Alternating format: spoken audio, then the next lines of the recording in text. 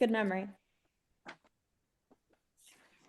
Good evening, everyone, and welcome to the January meeting of the Academy of Integrative Health and Medicine's Cleveland chapter. I'm Peter Geller, co-leader of the chapter, along with Dr. Amy Cipolla, who is here as well and is hosting the Zoom tonight. And also, we have Fiona Fragaman, who is one of our 3 student leadership associates for the chapter. And Fiona is in the host chair as well because she is the one who actually organized this talk. And I'm going to hand everything over to her in a moment to introduce Dr. Fred Provenza. But I just want to say first that, well, we are thrilled, we are beyond thrilled to be hosting Dr. Provenza actually tonight. And if any of you have been following our activities at all in the chapter, you know that we very often have expert speakers on one thing or another, and we have had great presentations. But I think it's fair to say that we've never had anything close to like what this talk is going to be, or for that matter, a presenter like Dr. Provenza, who seems, who's not just expert in one thing, but seems to be expert in everything and also knows how to put it all together.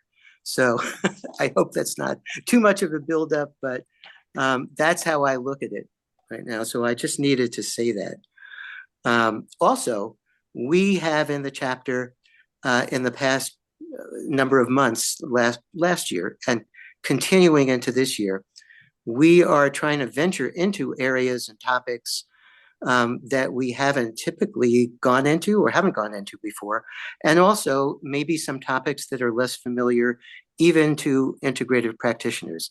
And I would have to say that tonight's talk fits that goal superbly. So other than that, I just want to say that if you're interested in being on our mailing list, there's a link that Amy can put into the chat. And, it's free. You can sign up and you'll get notices of great events like this. And then secondly, if you have any comments or questions, please put them in the chat and we will get to that and we'll have as much discussion as possible after Dr. Fred is finished with his talk. So that's what I have to say. Fiona, please do the honors. Hello, everyone. Good evening, I guess. So I'm delighted today to introduce Dr. Fred Provenza, PhD.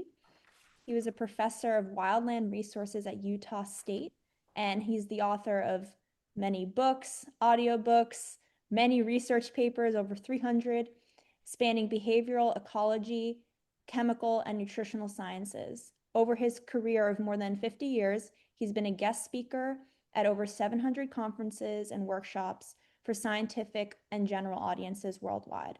His most notable book, Nourishment: What Animals Can Teach Us About Rediscovering Our Nutritional Wisdom, resonates widely with general audiences and has led to many speaker events on regenerative agriculture, physical health, and spiritual well-being at more than 90 conferences and many, many podcasts. So we are delighted to have him here today, and he is a wonderful person among all of his accolades. So I'm excited to start this conversation this evening and see what Dr. Provenza has to say today. Well, first off, let me thank you, Peter, and you, Fiona, for such kind words. It just brings me to tears. Thank you very much for those kind words. Let me pull up the screen and we'll get started on this talk.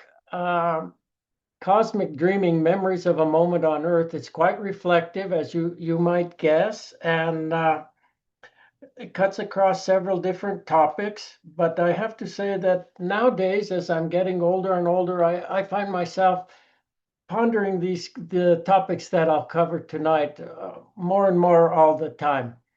So in September of 1999, on the first night of my second voyage down the Colorado River in the Grand Canyon, My fellow travelers and I were asked to, quote, tell people who you are. Well, as we gathered round the fire, majestic sandstone walls and starlit sky for a venue, we talked about where we lived and what we did, but not one of us really uttered a word about who we are. To do that, perhaps we'd have talked about the many factors since conception that influenced the evolution of the being making the proclamations, or possibly even ventured into reflections about who this being was before sperm met egg at conception. So here we are, but where exactly are we? Well, if we were to ask astronomers, they might tell us that we reside on a tiny blue and white orb circling a small star at the edge of the Milky Way galaxy, one of as many as 2 trillion galaxies, each galaxy with billions of stars in this universe. That would fix us in space, but what about time? Cosmologists tell us this universe, which is roughly 14 billion years old, began with a cataclysmic explosion. They can trace the origins of the Big Bang back to 10 to the minus 43 seconds, at which time the laws of physics break down. The agnostic astronomer Robert Jantro suggests the Big Bang began under conditions that may make it impossible now or ever to determine how this universe came into being. In his book, God and the Astronomers, he concludes, quote, for the scientist who's lived by his faith in the power of reason, the story ends like a bad dream. He's scaled the mountains of ignorance. He's about to conquer the highest peak. And as he pulls himself over the final rock, he's greeted by a band of theologians who've been sitting there for centuries. When I was a child, I'd lie in bed at night mesmerized by this question. What is nothing? And if nothing were, what would nothing be? I've since discovered there is no answer to that question. The mystery of being is beyond all categories of thought for scientists and for theologians. I imagine this universe as a movie manifested through rays of light. Light from the sun requires a little over 8 minutes to reach Earth. Thus, when we look at the sun, we don't see it as it is now, we see it as it was 8 minutes ago. So if we live far from Earth and could travel fast enough toward Earth, we'd see the history of Earth as a movie. At 4.54 billion light years, we'd see the creation of Earth. Over time, we'd be astonished to see continents crash together and tear apart, mountains rise and fall, vast deserts replace oceans.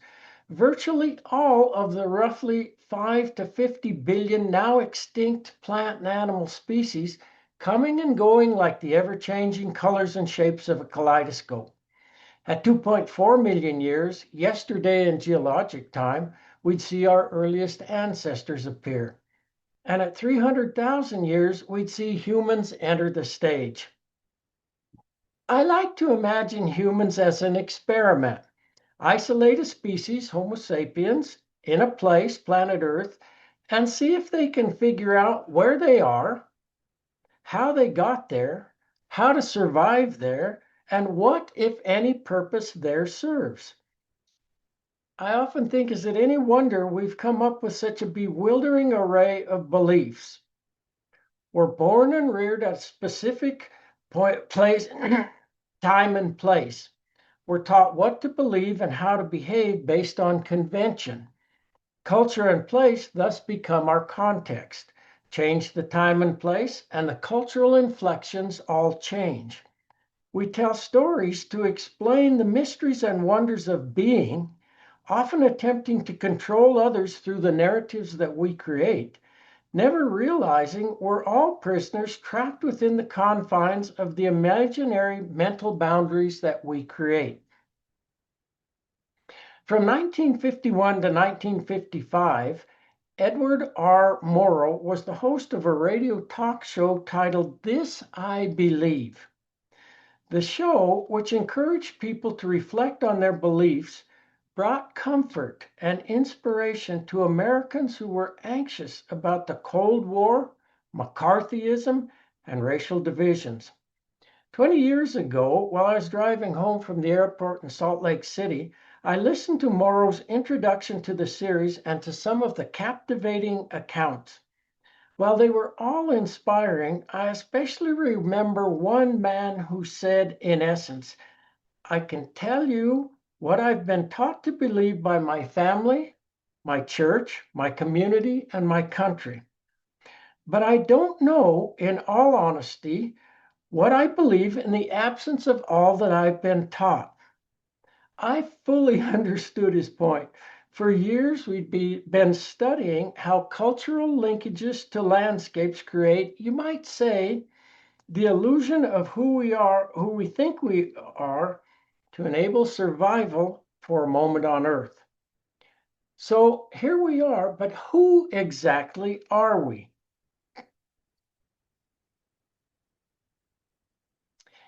In a book titled Days of Awe and Wonder, Marcus Borg tells the story of a 3-year-old girl whose parents have just come home from the hospital with their baby brother.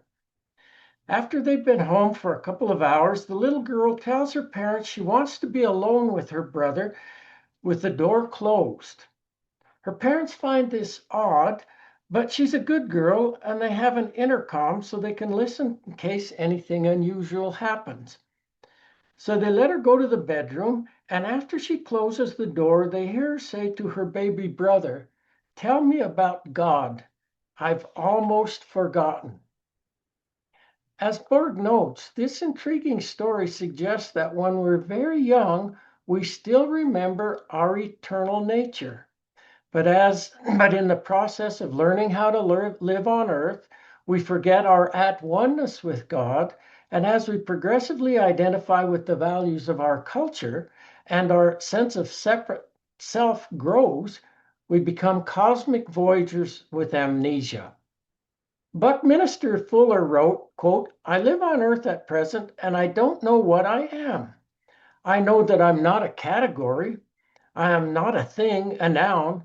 I seem to be a verb, an evolutionary process, an integral function of the universe." This verb called Fred came to visit Earth in August of 1950. I was born in May of 1951 and raised in a small town of Salida in the mountains of Colorado. My 4 siblings and I grew up in what by today's standards is a very, very tiny house of 1,100 square feet. We didn't have material things, but our family was filled with love, as was our extended family that included our grandmother, great aunts, uncles, and cousins.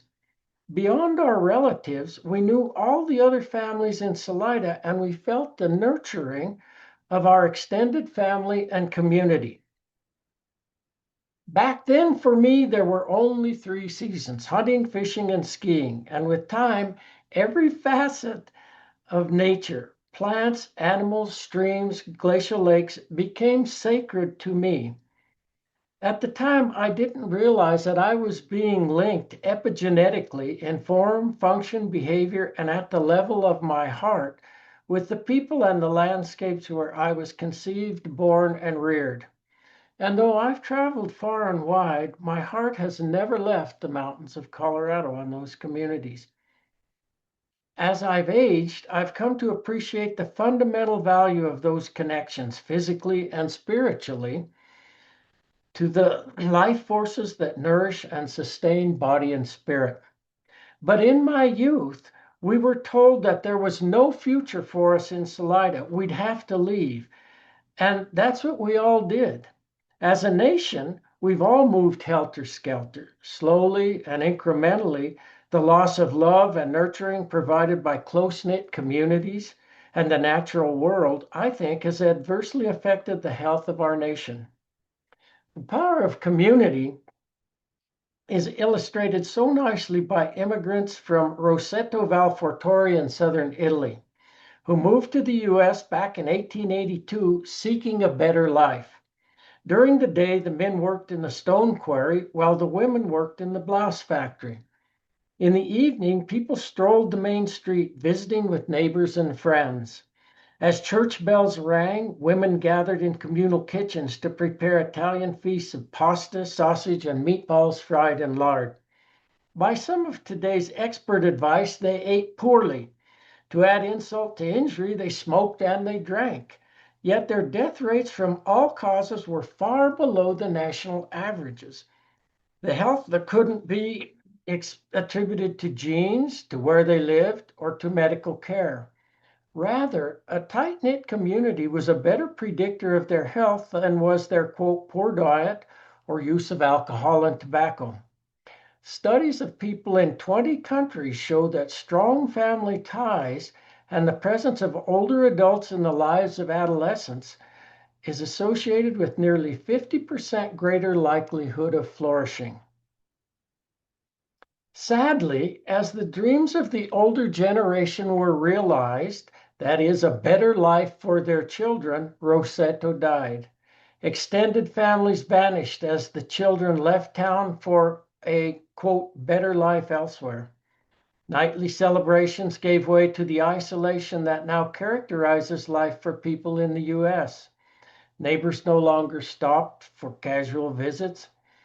Evening meals where adults sang and children played became nights in front of the television, cell phone in hand.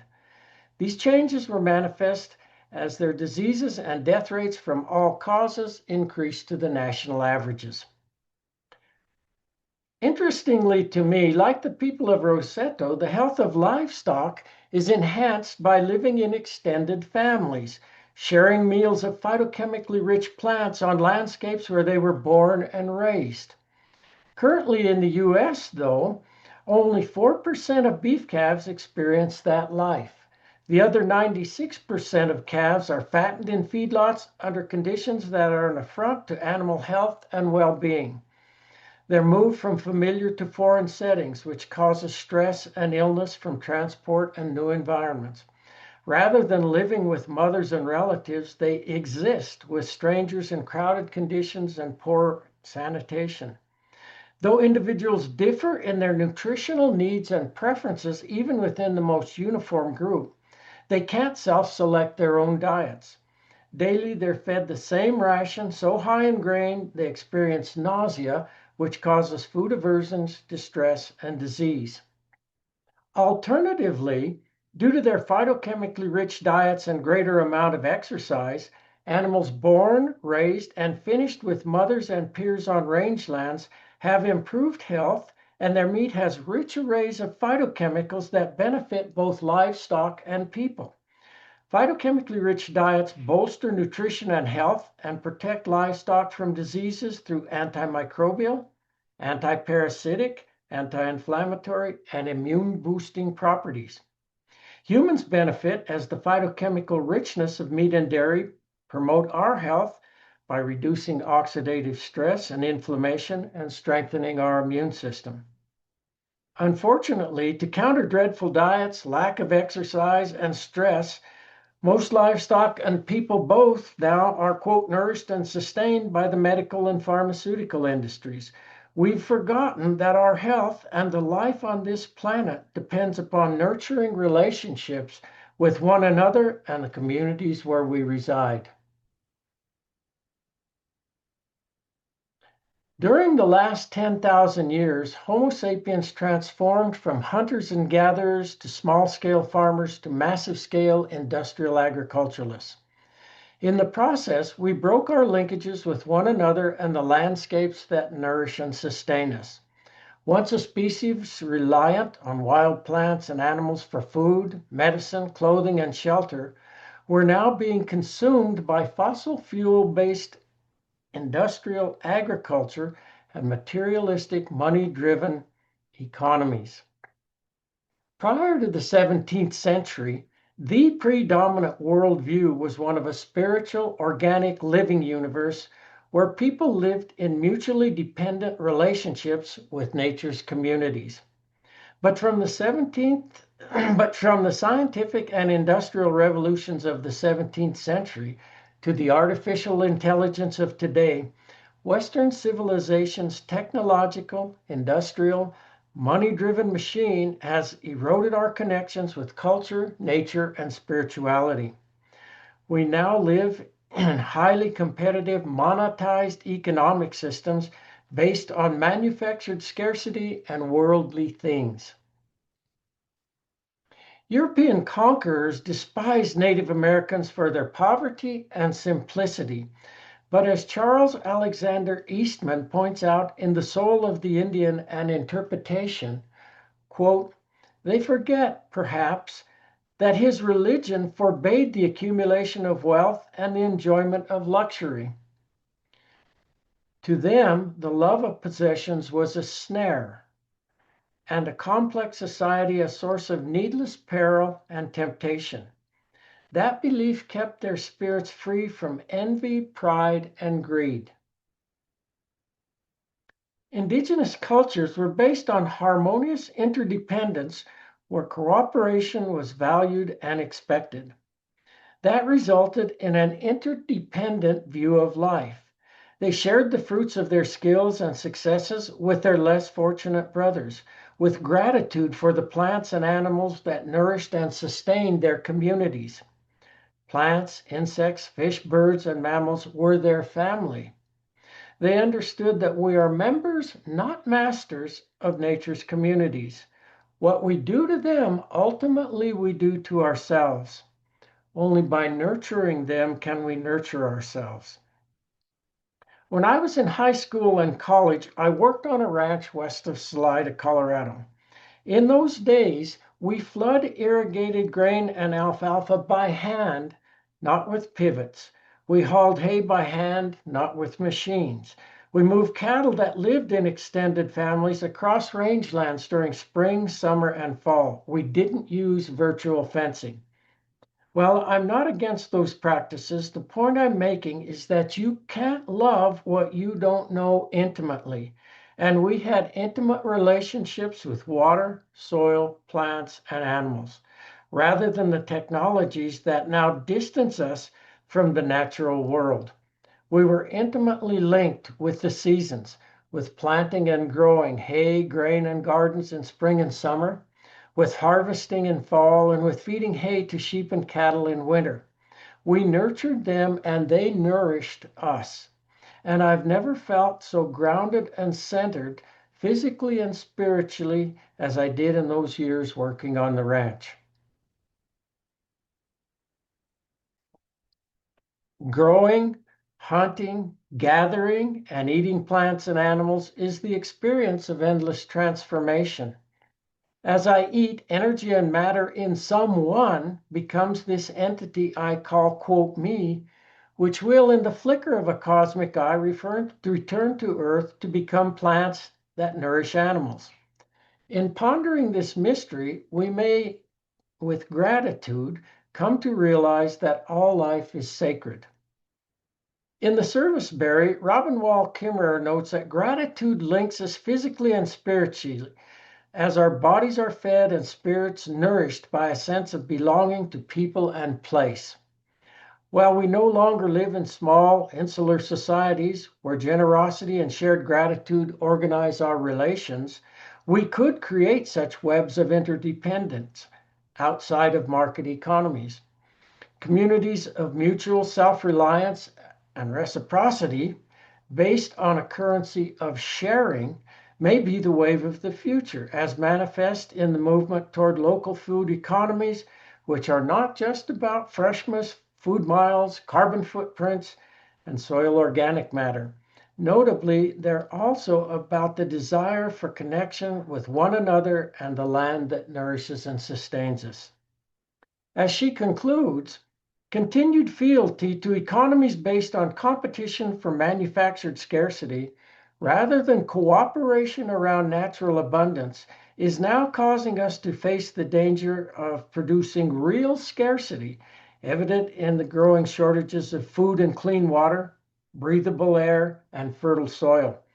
Climate change is a product of this extractive economy and is forcing us to confront the inevitable outcome of our consumptive lifestyle, genuine scarcity for which the market has no remedy. Regenerative economies, which cherish and reciprocate the gift, are the only path forward. To replenish the possibility of mutual flourishing, we need an economy that shares the gifts of the earth, followed by the lead of our oldest teachers, the plants. Indeed, plants are the givers of life. They transform dirt into soil, and diverse mixtures of plants transform soil into homes, grocery stores, and pharmacies for all life below and above ground.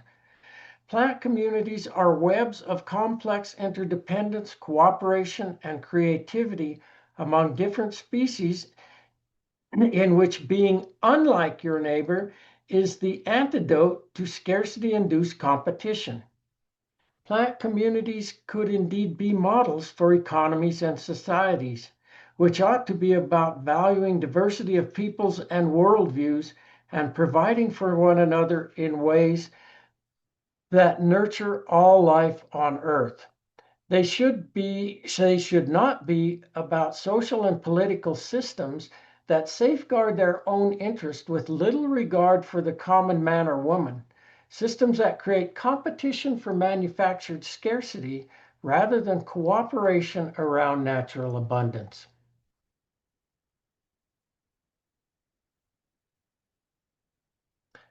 My adventures on Earth began as a child, captivated by wild animals, from insects and frogs to fish, birds, and mammals. That fascination led me to study wildlife biology at Colorado State University. At the same time, and very much to my surprise, I began working on a ranch in the mountains of Colorado. When I graduated with a degree in wildlife biology, I figured I'd had enough formal education for one lifetime. But after 2 years of running the ranch, I decided to pursue graduate studies at Utah State University, where I found I absolutely loved doing research. That led to a PhD and a lifelong interest in understanding how phytochemically rich combinations of plants enable animals to nourish and self-medicate themselves, empowered by cultural linkages with the landscapes they inhabit. Until midlife, I was enthralled with this way of understanding nature. Then came 5 years of depression. Then a decade later came cancer, and the youthful sense of my understanding of life dissolved. Instead of leaving me with nothing, though, another view filled the void. The strands in the web of connections I'd explored up to that point, I now saw as an infinite whole, one that transcends time and space and unites the physical with the metaphysical. Having never been unhappy a day in my life, depression came as an absolute shock to me.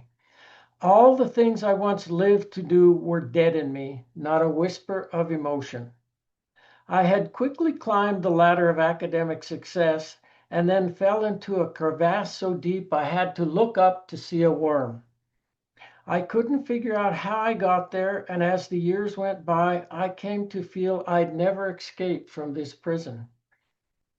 So when people talk about the choice to stay alive or not over endless days, months, and years, I can relate to that. When they talk about how much it takes just to get up each day and face the world, I can relate to that too. Looking back, I understand now our most difficult challenges can reveal themselves to be our greatest teachers, and I'm grateful I chose to live for my wife and children.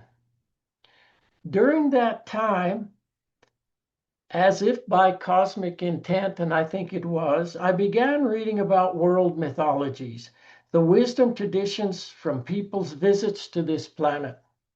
I also began to read about the mysterious world of quantum physics and how that aligned with spiritual views.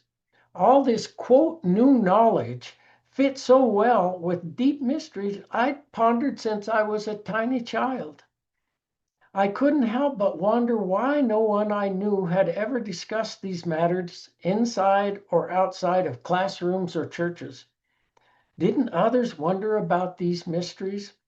I became keenly aware that I was a cosmic voyager with amnesia, confined to a cell shaped by the culture within which I'd been raised. After depression, I changed how I taught courses. No more, quote, I lecture, you take notes, and then you tell me what I told you on exams. Rather, we explored controversial topics through dialogue. Students never knew when I'd asked them to lead a session, so they always came absolutely prepared to address the topic for the day. My role was to create a safe place for that to happen. The subject matter became a vehicle to empower students to learn skills including active listening, empathy, and conflict resolution. That shifted the focus from winning arguments to finding common ground. Studies show that when people reason alone, they reason poorly. When they reason through dialogue in diverse groups where ideas are co-produced and co-evaluated, people reason well. During the 1990s, students from different disciplines were required to take a course I taught titled Managing Dynamic Ecological Systems. Those were the cattle-free by 93 days, a precursor to what's happening nowadays with all the controversies over livestock, eating meat, and climate change. Emotions ran incredibly high as students majoring in different disciplines were extremely critical of one another's beliefs. To say the least, they had very different views about how natural resources should be managed. Late in the first week of one semester, a student named Wally finally came to class. He dreaded taking the course, and when I asked him to introduce himself to the class, his anger was palpable as he raged about having spent spring break hiking in, quote, Cowshit Canyon, that is the Grand Staircase Escalante National Monument. Later that day, an animal science student remarked that people have to eat meat to be healthy. To that, Wally literally stood up, ripped his shirt off, and said, "The hell you do." After class, the teaching assistant told me, "I looked to see what you were going to do, and you never skipped a beat." I was used to strong sentiments by then, and I'd learned that the class was a wonderful opportunity to turn animosity into appreciation by creating an atmosphere where each person was comfortable speaking from the heart without fear of recrimination. Students from diverse and seemingly contentious backgrounds spoke no longer from the self-centered mind, but from an openness of the heart about challenges and opportunities, living in an evolutionary spirit, and transcending boundaries we create in attempting to manage natural resources. I was absolutely amazed and humbled at the collective wisdom of the students and the inclusive ways we devised to manage natural resources as we moved from ego to ecological. The more we listened and understood, the more love and compassion we had for one another. Greater love and compassion led to ever more understanding. We laughed, we cried, we spoke from our hearts across all manner of contentious topics, and no student was ever afraid to express himself or herself. I worked for many years to learn to teach, but I never got there until I learned to be vulnerable in front of a group, to speak from my heart, sharing experiences, emotions, thoughts that might make me feel exposed and uncertain. Vulnerability is the gateway to deeper, trusting relationships that build strength and resilience, not weakness. That, in turn, enabled students to do likewise. Students entered those classes with strongly held beliefs akin to the political divisiveness now harming our families and communities and preventing us from working together. Today, people can't agree on issues from politics and religion to changing climates and integration to racism and the economy. And while politicians should be models for how to work together to address such contentious issues, for the most part now, they are little more than enablers of divisiveness.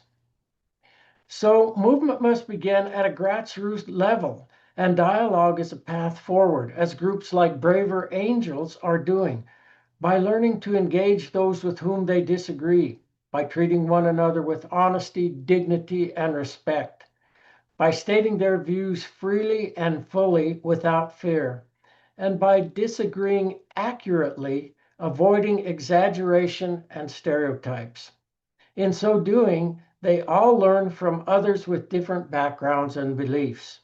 That illuminates the blind spots that we all possess and enables us to find ways to collaborate for the greater good.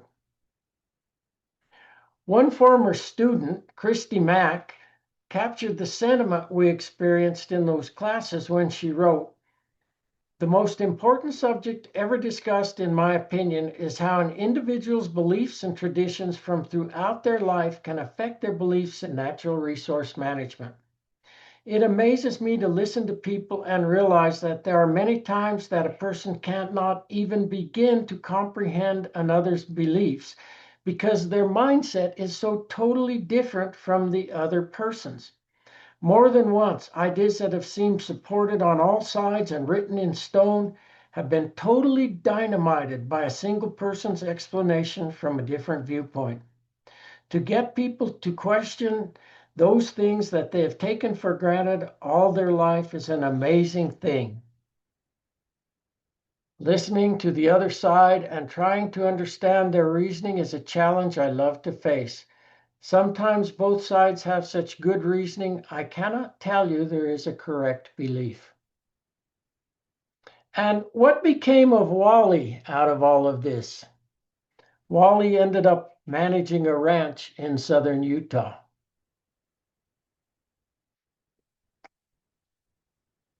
I have a friend who says we need to repot ourselves every 10 years. I've often thought if we don't do that voluntarily, and most of us don't, life will do it for us. 10 years after depression, an even greater transformation was in store for me. This time, it challenged the very notion of, quote, me. It began innocently enough in January of 1999. I had a cough and didn't feel quite right. During the year, I went to different doctors who prescribed everything from antibiotics to antihistamines, none of which got rid of the cough and the not quite right feeling. Finally went to an ear, nose, and throat specialist who concluded that whatever I had, it wasn't related to my ears, my nose, or my throat. He suggested I see a young doctor who suggested I get a colonoscopy. On the Monday before Thanksgiving, a nurse called to say the doctor wanted to see me. When the doctor wants to see you, you know it isn't to tell you how good your colon looks, right? So the day before Thanksgiving, the doctor gave me the seemingly bad news. I had colon cancer, showed me photos of the cancer, and told me I was going to need to have surgery as soon as possible. I remember the day of the operation, early morning silence in the prep room, walking down the hall to the operating room knowing I must go, but everything in me wanting to run away. And I remember the cold operating room with the bright lights. Surgery was a strange experience, having, quote, my body cut open to remove the cancerous section of my colon was in one way the ultimate invasion of privacy, and in another way, it was a total opening up of myself. After surgery, I remember the enormity of the pain, the hustle and bustle of nurses tending to patients, the calm at night, Christmas lights shining serenely into my room from the hallway. But more than anything else, I remember being overcome by an ineffable peace and a feeling of unconditional love that created a profound knowing that everything is going to be all right for eternity. I know that sounds crazy, but it was incredible. My life would unfold naturally without conscious effort on my part. I just needed to let go of ego-driven striving and control. This was a knowing beyond our sense of knowledge. I dwelt in that peace for 2 years. What amazes me now is not until I read Eckhart Tolle's book, The Power of Now, 22 years later, did I learn that what I experienced is often called a mystical experience or enlightenment. I was reminded again that I'm a cosmic voyager with amnesia. For me, becoming enlightened is Jesus' message. Unlike much of the dogma developed around his teachings, I don't think Jesus told people what to believe. Rather, I think he invited us to see things in a different way, to wake up to our at oneness with the transcendent being, God, whatever you call.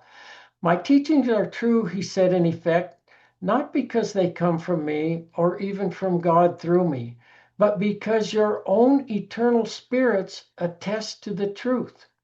His unconditional love for friends and enemies alike liberated people in three ways. He gave them infinite being, which freed them from the fear of death. He gave them infinite consciousness, which freed them from identity with the self and ego. And he gave them infinite bliss, the ineffable peace that comes from infinite being and consciousness. The inability to feel infinite being, consciousness, and bliss gives rise to the illusion of separateness. We perceive ourselves as isolated fragments. Fear arises and conflict becomes the norm. World peace can come only from inner peace, manifesting as loving kindness and compassion for all life. So during our moment on earth, we dine with change, we dance with uncertainty, and we fade into mystery. When we embrace uncertainty, mystery, and wonder, we are at our most powerful to discover and create endless opportunities to address the issues of the day. The challenges we face in addressing the critical issues have little to do with the issues and everything to do with healing the divides that polarize and isolate us. Transcending the boundaries we create is addressing the really big issue, and that's a spiritual exercise in loving kindness and compassion. I don't believe we come to Earth to be farmers or ranchers, plumbers or carpenters, doctors or lawyers, professors or politicians, and so forth. Nor do money, power, and fame matter at all. Rather, no matter what one's vocation, life is a stage upon which the challenge to learn to love one another plays out.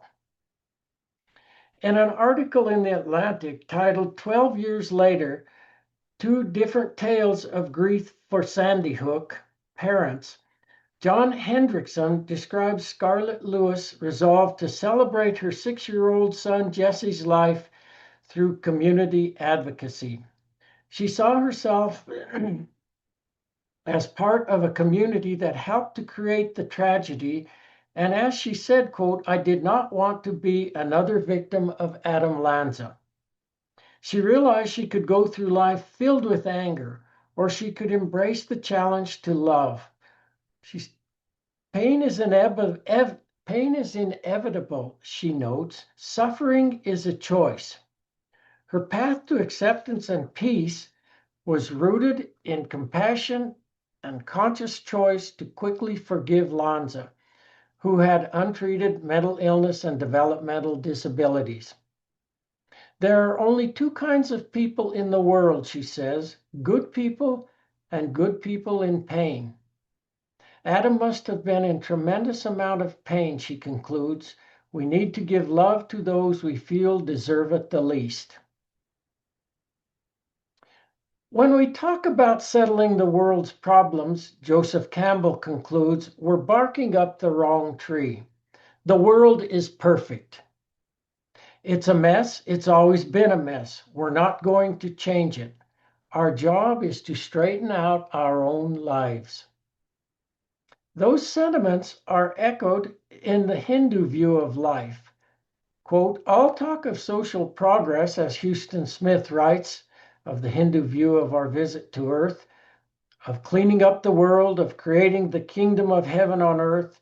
In short, all dreams of utopia are not just doomed to disappointment.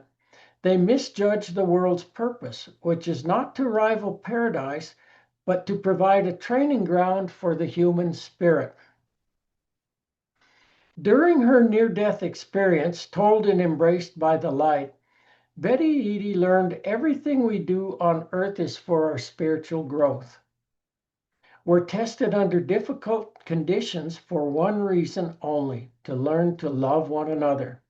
Our most severe challenges will one day reveal themselves to be our greatest teachers. The pain we experience is merely a split second of consciousness in the spirit world. She concludes, quote, "We are all collectively bonded to each other while on earth, united in this one supreme purpose, to learn to love one another."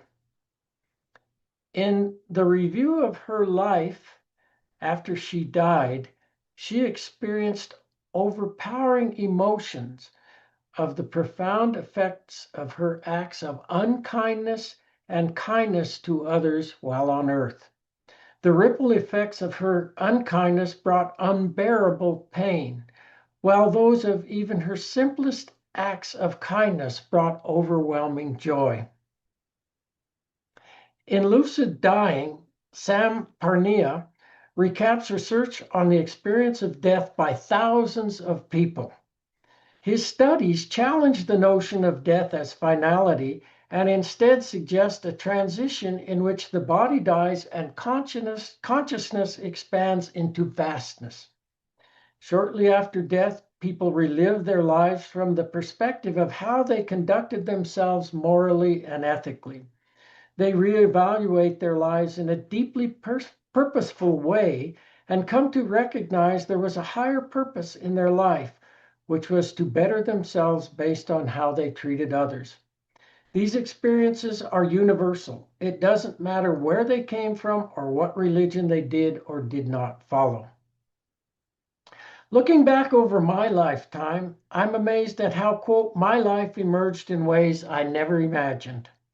On September 14th, 2024, my wife Sue and I, with our black lab Henry, hiked to the head of Greens Creek behind Mountains Ouray, which is a Native American chief, and Chipeta, his wife, where we had backpacked and honeymooned for our one-night honeymoon 50 years before. We were working on the ranch west of Salida then and had neither the time nor the money for a honeymoon.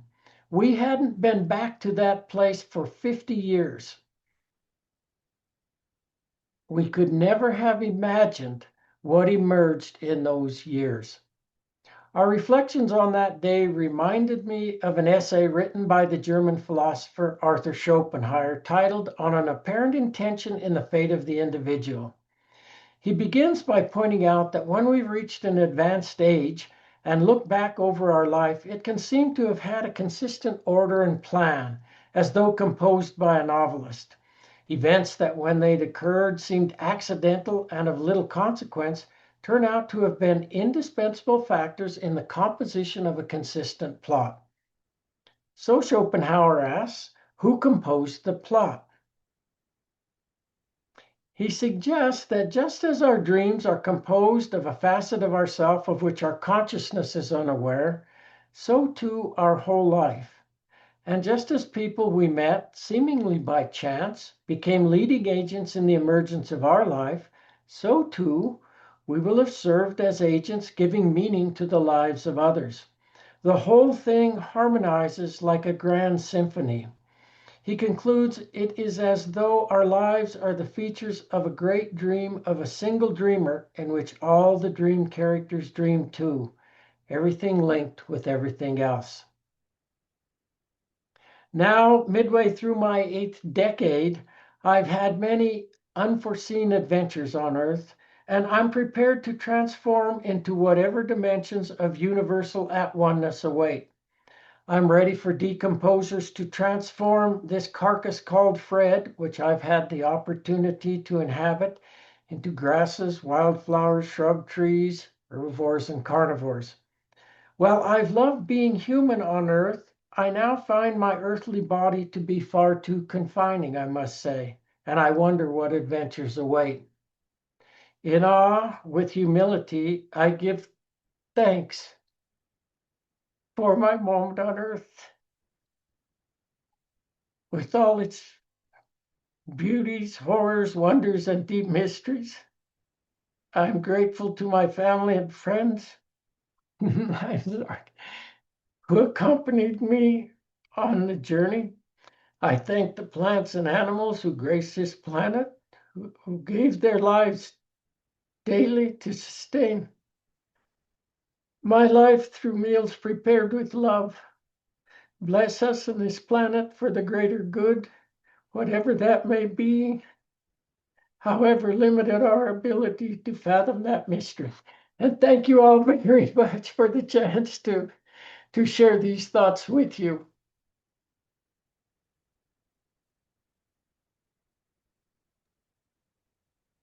That was beautiful, Fred. Thank you so much. You're Thank you, thank Fred. you. That was Thank you. wonderful.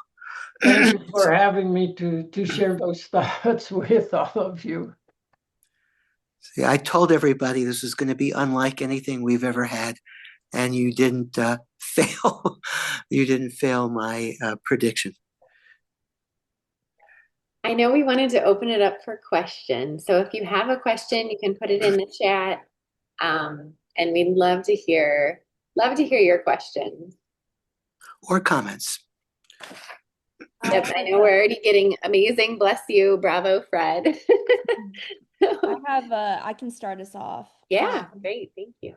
So I think there's a lot there, and this topic is something that I've thought a lot about recently, especially when difficult times come. It's inevitable to think about why are these challenges that I'm facing, right? However, I think one sentiment really stuck with me, is that I think we also have a group of practitioners here at various levels of training.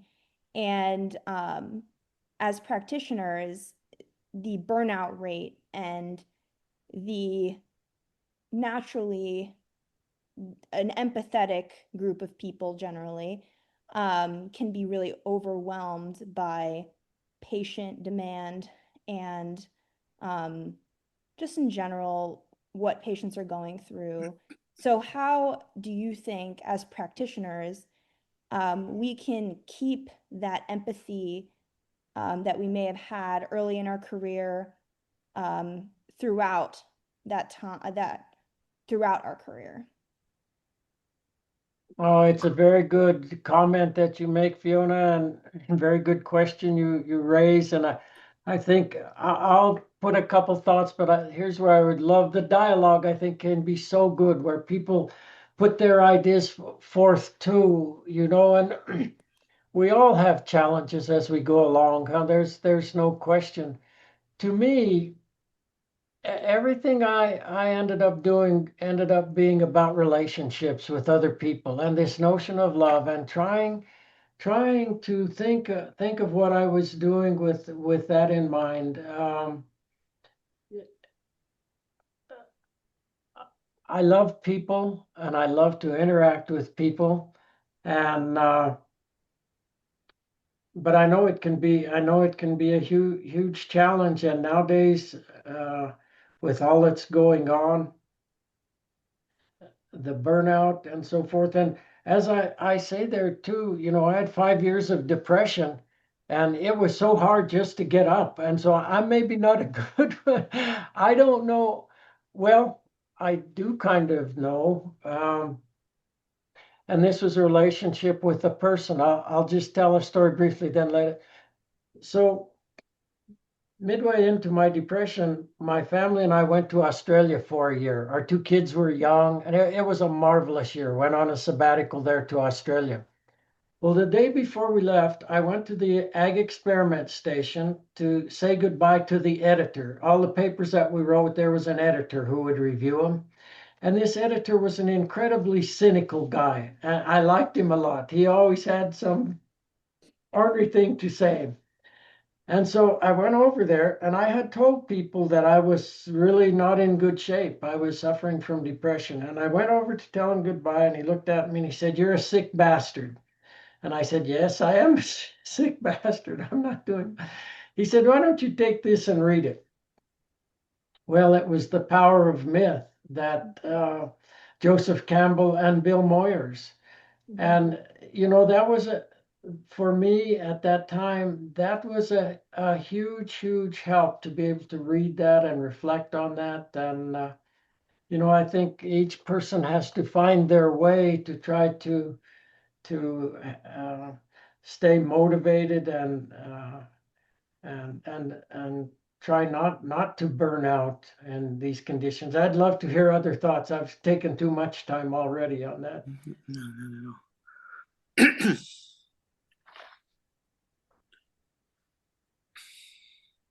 Well, I just wonder what you think about this. You talk about societies that have worked in our history, uh, small communities where everybody was interdependent, lived close to the land. I mean, of course, that's been most of human history, just because, big cities and civilization are relatively recent. But obviously, that's not enough, right? Because even in the greatest communities, whether they're self-determined or just naturally formed in human groups, there's always conflict, there's always ego, there's always suffering. And so I mean, what I'm trying to say is I don't think we should have so idyllic a view of that kind of setting because it's maybe necessary, but it's not sufficient. There's got to be something else. And I think what there has to be is self-awareness, basically. But anyway, I just wonder what you think about the fact that, you talk about the Native American societies and this and that, but there was war, there was conflict, all those kind of things, even though they lived close to the land. So what else is needed? Yeah, I think that's true, Peter. And I think within the extended families and clans, they had worked out ways, and that was what I was talking about earlier. But there was certainly conflict between the tribes, huh? Fighting and so forth. Um, I When I think about why we come to Earth, that's why I added that quote from Joseph Campbell and from Houston Smith. Maybe I often think, well, this isn't the place. This is the place to grow for our spiritual growth, grow in learning to love one another. And you couldn't have that if you had everybody already in unconditional love for one another, right? And it doesn't Right? seem. I don't. I think Joseph Campbell's right. It's and the Hindu view of life this is a place for our growth. We come here for growth, and I've Right. loved reading. Over the years, I read many accounts by people who died and came back. And I used one tonight, Betty Eady, but I've been rereading several of them. One from a neurosurgeon, Eben Alexander's Proof of Heaven, and it's amazing to see the commonalities of what they talk about relative to the visit to this planet, and then when their consciousness expands during the time that they're dead, and related to what comment that you made, Peter, and then to what I'm saying, the purpose of Earth or the challenges we face here. It doesn't look like though. It's hard to be optimistic that all the wars and the killing and the hatred and that's going to go away, right? I mean, that's been a part of it. So to me, I frame it in this other Uh, sense.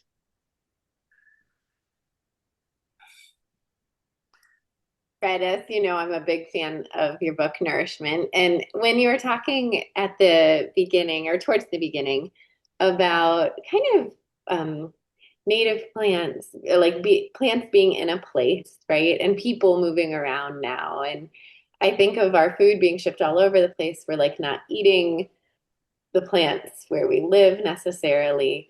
What are your thoughts on that? Like, as far as kind of how we're not eating in the place we live, how that affects us, and also then like the whole cycle of it. Like we go back potentially to the earth, or you get cremated and go up into smoke. But how does that all correlate in your mind? I tell you what pops into my mind when you say that is all the work that we did over the years on what it means to be locally adapted to a landscape. And just we were, of course, looking at mainly at domestic animals, goats and sheep and cattle. We did some work with bison, but the intimate kind of relationship that they develop with the plants and animals and where to go, and their ability to learn how to not only nourish themselves but self-medicate themselves, and how they become so intimately linked with those landscapes. And obviously, we don't have that anymore. But I do think some of these local movements, and you're involved in some of that too, I know, of how you can grow food locally, how supporting groups that are doing that. I think of co-ops that are here in Montana, like the old salt co-op and the festival that they have, and seeing the resurrection of those groups of getting people to think about local and eating locally. And that's really encouraging to me, and the kind of work that you and others and Fiona, I think you're involved in those same kind of, I think those are really encouraging kinds of things, right? And they can, there are ways to try to recreate some linkages with the landscapes that and the people, with the landscapes and the people, and reduce carbon footprints and all the things that I talked about as I went along in the presentation that Robin Wall Kimmerer was emphasizing in the serviceberry. What are some of you guys' thoughts on that?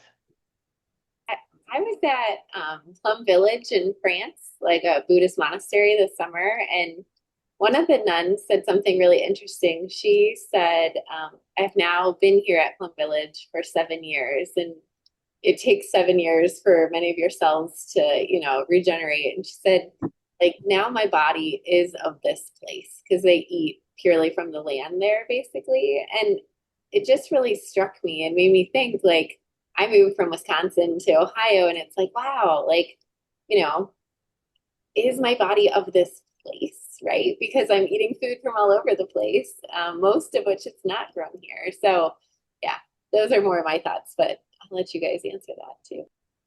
Yeah, I'm with you 100% on all of that, and that takes me back to Salida and growing up there and, being on the ranch where we were raising our own food. Those animals were in extended families. We foraged too, I mean, there were seasons when you'd go and dandelions to mushrooms to you name it. It's to me, was a very grounding and centering thing that it's in retrospect now that I think back to the place and the peoples that were there and how moving that was. And my wife's the same way. Our hearts just are so strongly still there. I think of Candace Pert's Molecules of Emotion, all that wonderful research that she did back in the day, and we're bonded by those molecules of emotion to that place. And I think wherever it is, it can happen. I remember I did a lot of work with people in behavior and psychologists, and there was a guy once who there's only one place on earth I've never liked very much. It's a place in Utah called Tintic Valley, and it's so harsh and windy. And I worked down there as a technician when I was in grad school, doing a lot of on the ground monitoring of water, soil, plant, animal, and so forth. But I remember talking with this guy one time and telling him about the work, and he was just raving about Tinnick Valley. Oh, it's a magnificent place. It's incredible. And I finally said, John, where are you from? He said, Tinnick Valley. I said, that explains it all. That's the only way you could love that place. It's interesting. So I'm from New York City, right? And so there is not necessarily a lot of land to connect to. And I mean, nothing is really from New York City, right? No food, no, really nothing except for concrete jungle. Um, and so I think a lot about what ties me here. And of course, that's my family.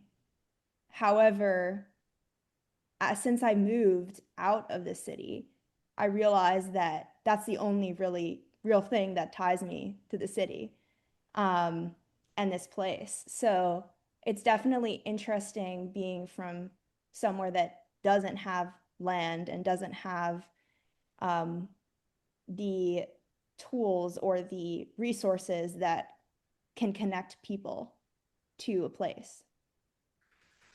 But Fiona, it does have an energy. It does have Yes. energy. It does have an aura. It does have qi, as we say in Chinese medicine. Mhm. And every place, I personally am very sensitive to the qi of places. And I feel extremely connected to certain places. I grew up on Long Island. And I still consider that my soul home and my first home. I like living in Northeast Ohio, but I mean, I am so connected to the land there. Um, and I feel the spirit of it. Paumanok, that's the name that the Indians gave a fish-shaped island. So every place, including New York City, even with all the buildings and concrete, it still has the chi of the place. I hear you. A lot of people's chi is off here, though, for sure. That's true. That's true.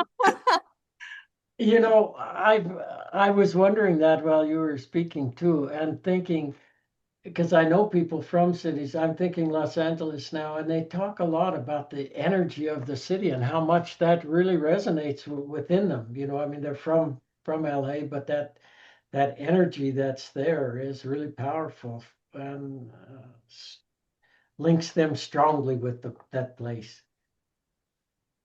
It's true. I definitely agree that there is an energy, um, but I still do think that once you get a taste of connecting to physical natural resources, it it's different. Oh yeah.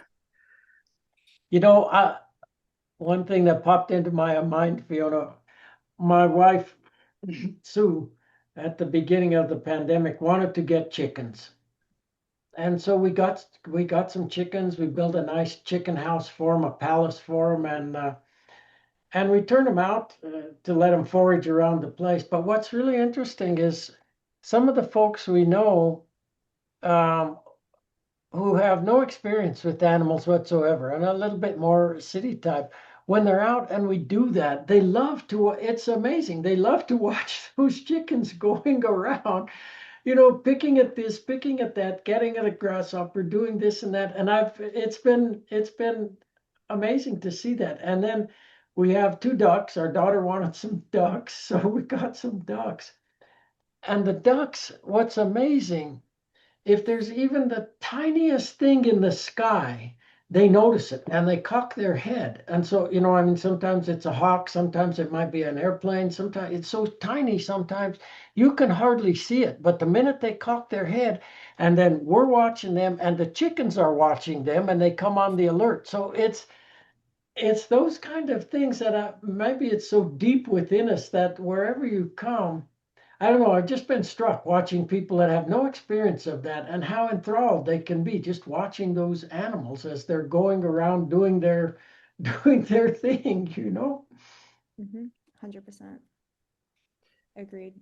I think I'm more tied. My parents got land. I'm definitely more tied to the land in upstate New York than I Mhm. am to um, where I grew up in Queens and where I am now.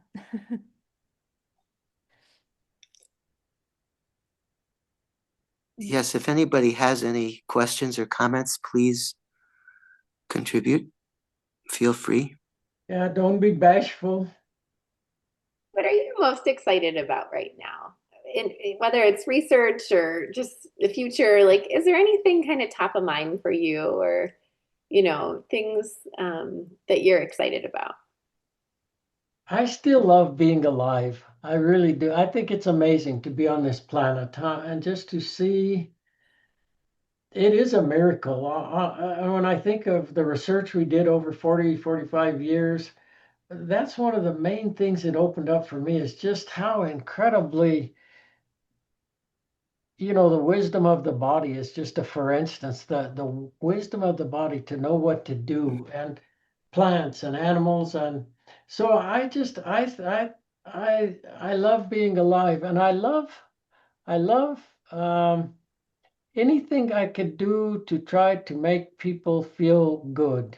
That's what I'm not actively involved in, although I still get a bunch of requests, and I see a former colleague asked me to get on with him, help him edit a special issue of a journal.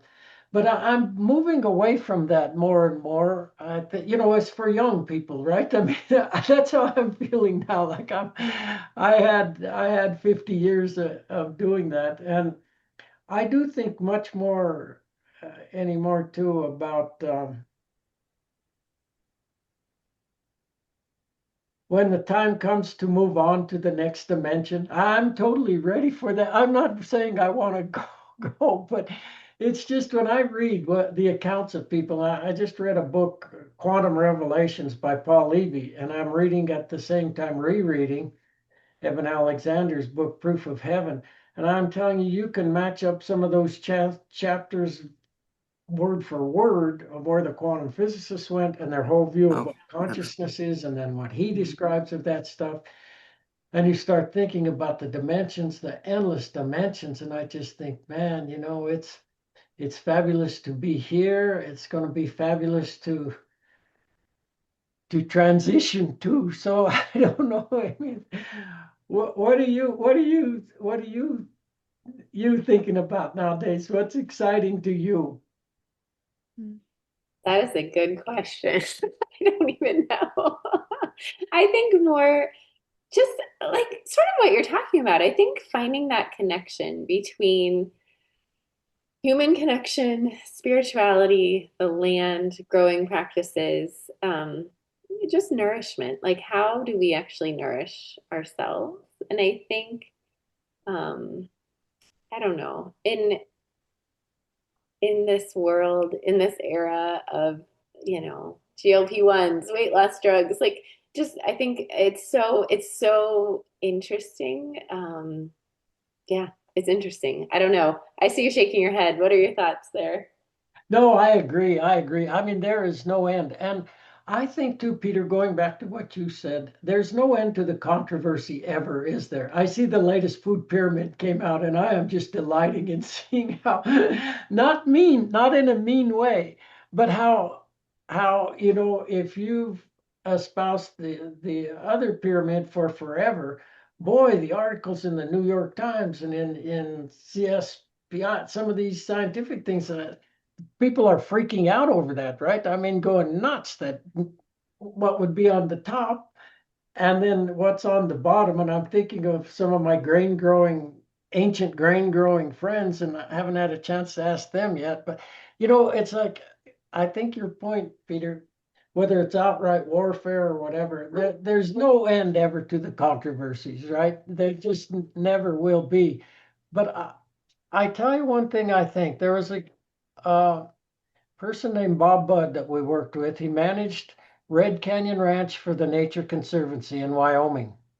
And he did what we were doing in that natural resource class with those students. So here you've got this huge landscape, and he wants to manage it holistically. He wants to, I mean, cattle are going to be a part of it, but how do you do? And he would pull people together. It was back in the days of what we called coordinated resource management. And he would get people from all different backgrounds around the table. And he'd say, I don't want you to bring in your uniform, if you work for the Division of Wildlife or whatever. I want you here for what the knowledge that you have in your brain. And then he would go on to describe how their ability to manage that landscape was just vastly improved because it had all these different people with different knowledges, just what we were doing in those upper level undergraduate classes, far better than he ever could have done. And he was very sharp ecologically, but it was so powerful when he would talk about that and show what they were able to do and the way that they were able to improve there's this sense that all livestock do is degrade landscape, so it's all how they're managed. And the things that he did on that place were just phenomenal, for the plants, for the water, for the birds, for the small mammals, the large mammals. It's amazing. And that's where, when we categorize and generalize, all cattle are bad or all cattle are good or whatever it is, we miss the point. But I am relishing, and I think of that food pyramid and think maybe it should just be a circle, and depending on whether you're pre-diabetic or diabetic, you're maybe what. And I still think we never give credit to the wisdom of the nutritional wisdom of our own bodies, to how we tune into that for ourselves and how we eat wholesome foods and so forth. I'm kind of rambling, but it is amazing, and I do. The challenges, boy, oh boy, they're incredible nowadays. I think it's amazing. Well, that's what I worry about, actually. You're asking what's on our minds. Um, there's an awful lot of things that I want to still do in this life. But what's always in the back of my mind is, are we going to ruin the planet so much that we're not going to be able to be here? I mean, the planet's going to be here, something's going to be here, but are we going to, and when you look at the political situation and how much resistance there is, even in some circles, to the notion of climate change, I mean, it can be pretty scary and Oh, it is, discouraging. Peter. And I think the whole globe is feeling it. I correspond with people. There's one friend in France, and we text each other each day. We became friends as scientists, then personal friends. And you just see how what's happening just reverberates all around the globe. It's a collective consciousness, right? And you Yeah, do. And we used to talk about this in that undergrad class, and the planet won't go away, and life on the planet won't go away. This sixth mass extinction we're participating in, but humans may not be here to right. participate. And reading that book on quantum, Paul Levy's book, it's so interesting because the quantum folks and where they went, and with E equals mc squared and the atomic, they came so profoundly to realize that for the first time ever, we really do control our own destiny in that sense too, right? I mean, we could end life on this human life on this planet, and it's Right. yeah, I think it's huge challenges, huh? I sometimes that's when I get thinking it might be good to depart this planet. I don't know. I mean, you feel that, huh? And I think I've lived, had the opportunity to live in some relatively sane times looking back. I mean, it seemed crazy, some of the things, Vietnam and civil rights and that, but compared to nowadays, it seems like it Well, was sane to me. let me inject one note of optimism, though. I'm actually inherently optimistic, even despite what I just said. And the note of optimism is that, in Taoism, when one of the principles is when you reach one extreme, it automatically goes back in the other direction. And I think we are definitely at an extreme point now. So either we're going to just completely blow ourselves up in short order, or if we give ourselves a little bit of a chance, things are like so bad in so many ways, they are actually moving back in the other direction to a more stable and positive place. It's yin and yang, actually. It's Yeah, like the yes, it is. interaction of It's yin. it's yin and yang. And I'm thinking of a paper I read, Invitation to a Shift in Perspective. And that was exactly the point too, is to think more broadly about what's going on. And this, what we see as seeming to be really horrible, could be the background of some amazing things that could happen, huh? So I'm the same way as you are, Peter. Absolutely. And I think good can come from that, huh? Good Yes, can come from what you think is the most horrible thing. And of course, that was Betty Eadie's point relative to a visit to this planet. Once you leave, you're going to see, that you grew the most during the hardest time. But on this planet too, I totally agree with you, Peter. I've felt that from the beginning too. Sometimes I have to admit it wavers a little bit on how it's all going to turn out. But I could see a lot of good that could come from this. agreed. Another thought to end on a positive note for people listening, what is one small shift in awareness or practice that you can speak to that may restore connection? Because I think that's a topic that's come up a lot today. Good question.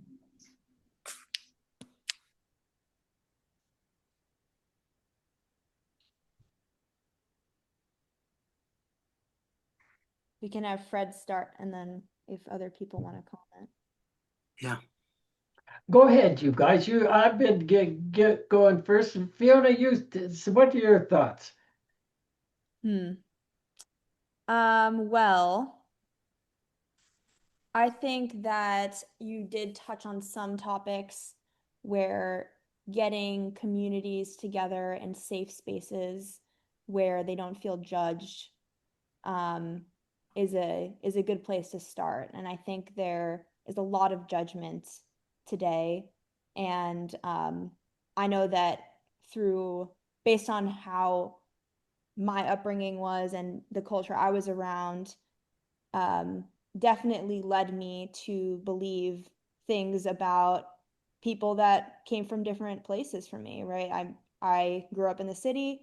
I had preconceived notions as to what it meant to be living in a rural area, for example. And I think that since our family got this land in a rural area, there's a lot that we learned and are learning from the people that we've met. And so I think gaining perspective and meeting different people from ourselves is the basis for building community. Yeah, I think that's a really good point. Sue often makes the point that when we lived in Utah, and we were, obviously it's a Mormon place, right? I mean, the Mormons are there, but learning about them, and then I had grad students from all over the world, every place in the world, and having the kids be able to be exposed to all those people from all those different beliefs and ways of being and colors and backgrounds, and was really a valuable experience for our kids and for us too. It was amazing to do that, and to um, yeah, and then to see where they've all gone to and the things that they're doing nowadays. It's wonderful to see the Schopenhauer kind of connections, huh, that we all have with one another. One of the things I'm excited about is we're starting a community garden at the senior center where we live in this town, and the mayor's on board and everything. But I think one of the beautiful things is it's going to bring families out there, hopefully, and kids. We're looking to do educational programs there, but connecting them with the seniors. And in your presentation, how you talked about that intergenerational connection in learning, when I think about community and bringing people together, I think that is one of the really important things. And I think connecting around food, so sharing a meal or being in the garden together, I think that's a beautiful way to connect. Boy, I do too. I mean, you just make me think back to those years growing up in Salida, and those kind of we did those things like Rossetto Valfortore did, not every day, but we had a lot of that in our life, and it's just such a warm, comforting, amazing kind of nurturing feelings that you get out of that. And as a young person, I've thought often too the value of grandparents in your life. And I saw that growing up, and I saw that with some of my friends too. The parents are so flat out trying to have a job, trying to do what they need to do with a whole bunch of kids.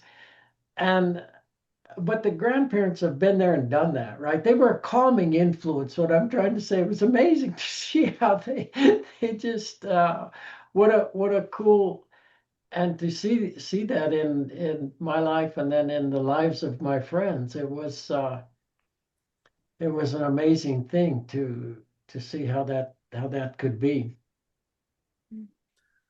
Well, thank you so much, Fred. This has been wonderful. I know we're approaching 8:30, so does anyone have Amy, last words? there's one person who had something in the chat.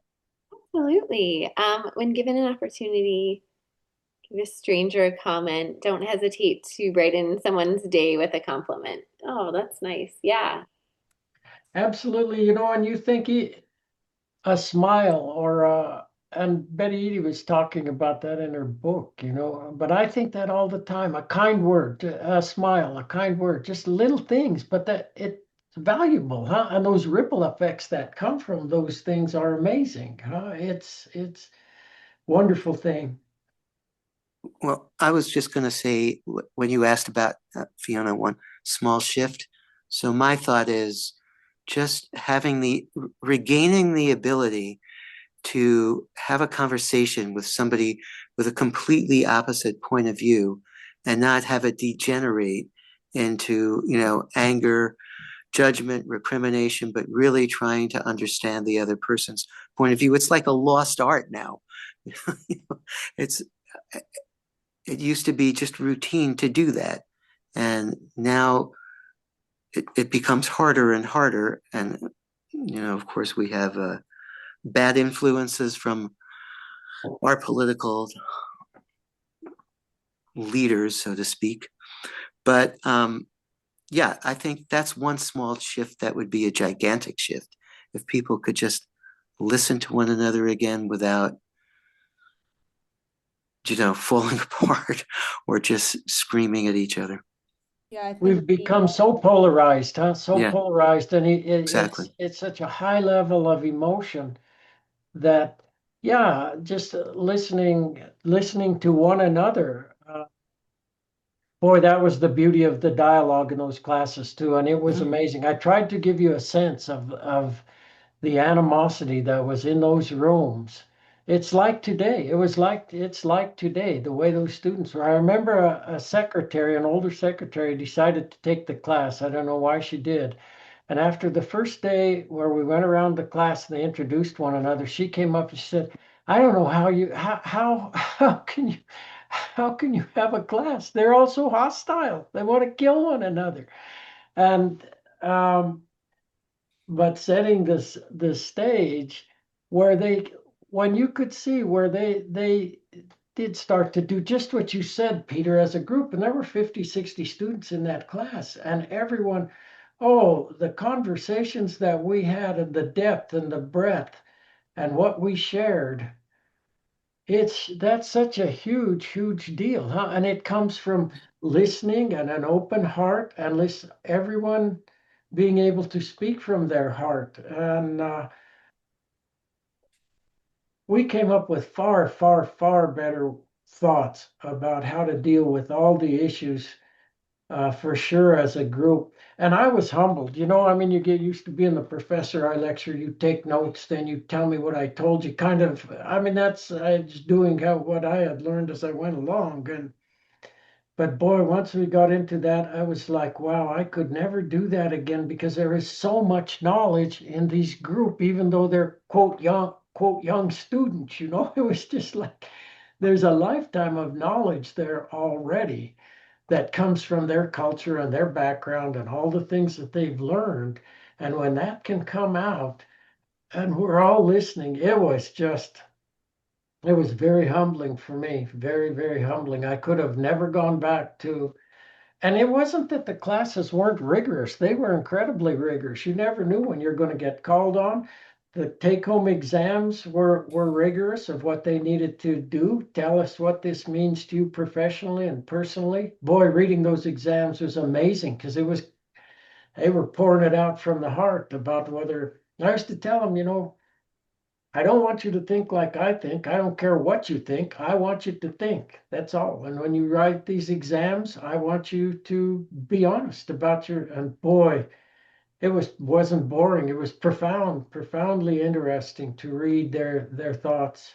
So I'm getting long-winded, but well, your point is so true. And what we can gain as community when we can, of course, that's what Braver Angels are trying to do, is enter into those kind of dialogues at the community level so that people can